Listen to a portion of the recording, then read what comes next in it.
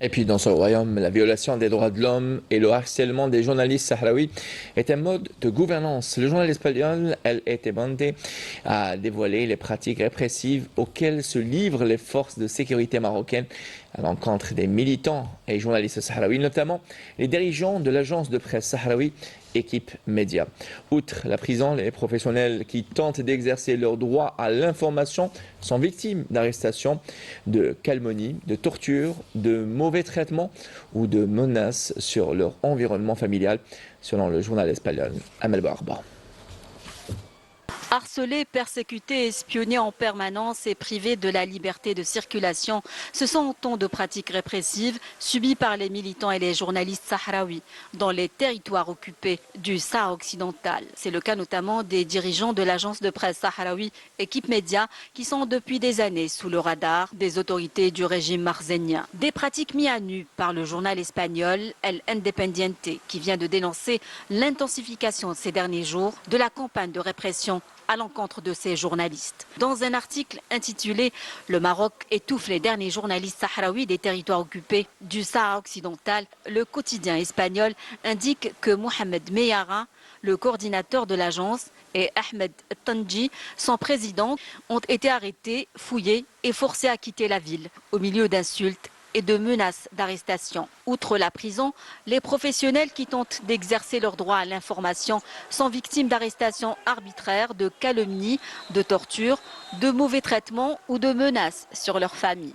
Selon ce média espagnol, exercer le journalisme dans les territoires sahraouis occupés est un véritable acte d'héroïsme, relevant que le blocage médiatique imposé par l'occupation marocaine s'applique également aux journalistes étrangers qui sont expulsés quasi immédiatement dès leur entrée sur le territoire.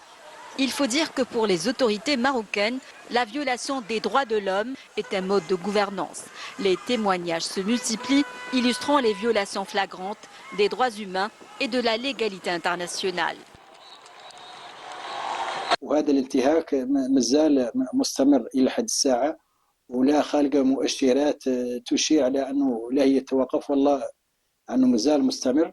بهذه المناسبة نطلب من كل الإعلاميين وكل النشطاء الحقوقيين والمهتمين بهذه القضية والمتعاطفين مع الصحراويين يعني يندوا بهذه القضية ويكتبوا فيها. تستمر قوات الاحتلال المغربي في ارتكابها لجرائم حرب ضد الإنسانية في إقليم الصحراء الغربية، حيث سجلت الحديث خلال الفترة الممتدة من فاتح يناير إلى حدود شهر شتنبر ما يلي: استهداف بواسطة طائرات مسيرة وقنابل دقيقة مدنيين صحراويين شرق جدار التقسيم العسكري المغربي، حيث أسفرت عن استشهاد 6 مدنيين وإصابة 1، وشملت جرائم ضد الإنسانية حتى المدنيين الصحراويين بجزء المحتل، حيث خلفت أكثر من 106 ضحايا جريمة تعذيب وانتهاك لأبسط الحقوق وهي الحق في التعبير.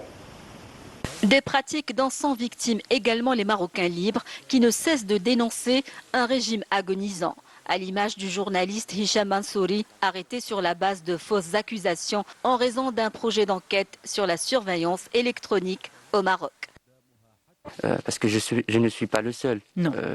Dans le livre, je ne parle pas beaucoup de moi d'ailleurs, je parle plus de mon expérience carcérale, mais ce que j'ai subi, je l'ai subi, si on peut dire, avec tous les collègues de cette association. Les visites, le piratage du site internet. Pendant sa détention, il a été témoin de plusieurs pratiques scabreuses du régime marzénien.